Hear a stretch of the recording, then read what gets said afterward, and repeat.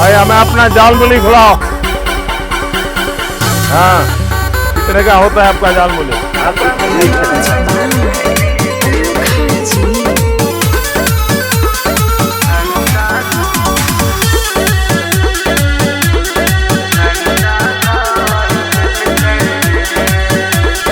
रहलै जी विरोधी के सिस्टम फाड़ देलकै रे।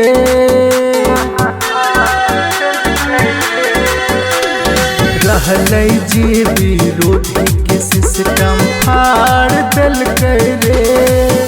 बंगाल में भी बीजेपी झंडा गाड़ देलकै रे। बंगाल में भी बीजेपी झंडा गाड़ देलकै रे।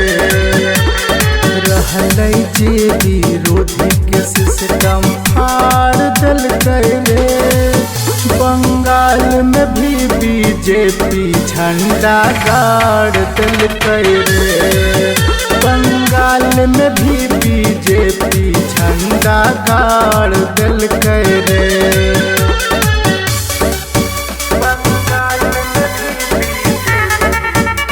दुम्बा बुम्बा बुम्बा बम्बा बम्बा कम कैलकै न चल हो विरोधी के। गूंज गेले आवाज चाचा मोदी के। कम कैलकै न चल हो विरोधी के। गूंज गेले आवाज चाचा मोदी के।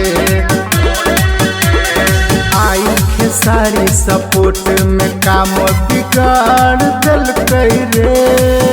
बंगाल में अपन बीजेपी झंडा गाड़ देलकै रे।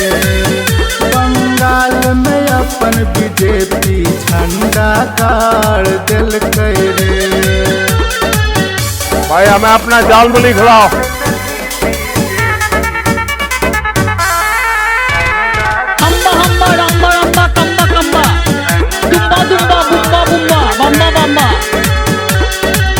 सगरो बीजेपी के नारा सुनाए लगल। सिंगर प्रदीप के गन मोह गवाए लगल। सगरो बीजेपी के नारा सुनाए लगल। सिंगर प्रदीप के गन मोह गवाए लगल। तो है राजा राकेश पार्टी संभाल ललकै रे। बंगाल में भी बीजेपी झंडा गाड़ देलकै रे। बंगाल में भी बीजेपी झंडा गाड़ देलकै रे। रहलै जी विरोधी के सिस्टम फाड़ देलकै रे।